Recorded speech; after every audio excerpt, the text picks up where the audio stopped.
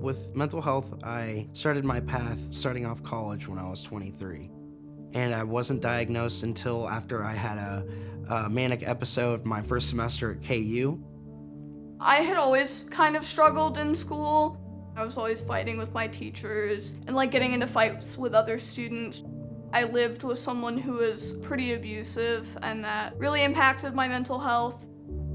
I noticed when I was in the 6th grade that I was having problems. I didn't have very many friends. I was a loner. I kind of was isolated. That was about 68 years ago. When I first experienced a manic episode, I didn't know what it was because I was experiencing the highest highs that I'd ever gone through and the lowest lows that I'd ever gone through. I just realized I haven't gone to class, I haven't eaten. I had an inkling of there might be something going on. I didn't play. I didn't do anything with other people. I just laid in bed. My parents, they kept telling me I would outgrow it, that there was nothing that could be done. Right when I started middle school, I came out as trans. Everyone in that town I had known my entire life, and they had all these expectations of me. Nobody embraces who you are, and you're forced into this little box that doesn't really fit. When I was 25, I knew I had to do something. I was very ill. I weighed 67 pounds. At that time, if you saw a psychologist, you were blackballed in the school system. So I didn't go because I didn't want to lose my job. But then I was forced to go when I was hospitalized. And when the school district found out, I did lose my job. I lost my career too. And that was a big blow. I started having paranoid thoughts. I thought the CIA was listening in on me. They were gonna try to come and maybe kill me in my sleep. I had hospitalization then, and I'd gone pretty much full-blown psychosis. That was my biggest fear, was that I was gonna have mental illness like my mother. And when I got that diagnosis, it really just kinda broke me down because it felt like I wasn't able to be a normal person anymore. And it took me a long time to realize that that is the biggest lie. When I turned to Bert Nash, at first I was very skeptical, but they were very patient with me and calm with me.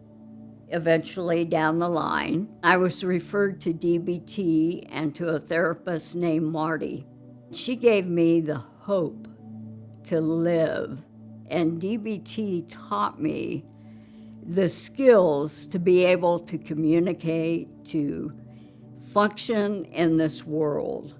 And I still use those skills today. Second year of middle school, I met Allison, and she was the best thing ever. She kind of provided a safe space, and she would come get me during an off hour of school, and we would go and play pool, and we would just talk while playing pool. And it was just a time that I could be my authentic self. This person was seeing what I wanted them to see. They weren't worrying about who I used to be or what my name used to be. Between the stigma and my actual mental illness, the bigger thing to overcome was the stigma, because it's what locked me away inside. It's really what kept me from wanting to step out. And that is such a big part of what Bert Nash has helped to break down for me. I think Marty instilled in me my patience and my perseverance to keep going. If you get the right people in the right place, you can be very successful and you can recover. I think I've gotten better about communicating my feelings because of Bert Nash. Interacting with people in a positive way helped with my anger issues a lot. I was making food, and I accidentally melted a plastic lid on my stove, and I realized in that moment, if this had happened to me a year ago, I would be super angry. But now, I can actually handle this situation in a healthy way. What's possible for me now is to understand that I am not my mental illness, as I am as a whole person, I can contribute to my community. Makes me feel really, really happy. Bert Nash has given me kind of like a safe space to figure out who I can be. I'm more confident in who I actually am because of the support that they've given me. There's hope. Seek it. Don't give up. Look for it. What's at the end of the rainbow for you?